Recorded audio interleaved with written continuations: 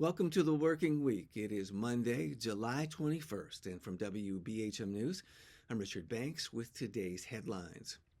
About one-third of Alabama's federal education funding that was frozen by the Trump administration will now be released.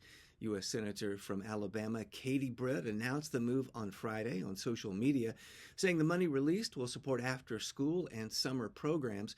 The funds being released total just over $21 million. The money was expected to be paid out on July 1st. However, Alabama officials were not told until the day before the scheduled release that the money was on hold and under federal review. Federal education officials say the audit was because some of the funds have been, quote, misused to subsidize a radical left-wing agenda. Several years after it was due by state law, an update to parole guidelines in Alabama is now in place.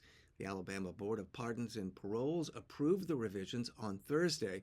They include new guidance for how the board should weigh the severity of the inmate's original offense, as well as an inmate's behavior and disciplinary record and participation in education, treatment, and other programs while in prison.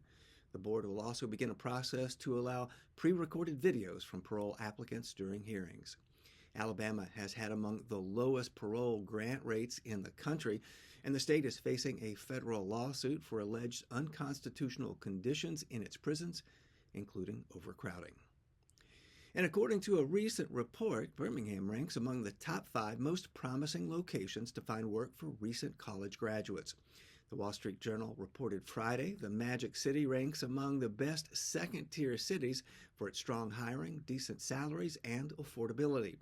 Raleigh, North Carolina, Milwaukee, Baltimore, and Austin also made the list. The research comes from a new study by parole services provider ADP that weighed affordability, wages, and hiring activity for recent college graduates in their 20s.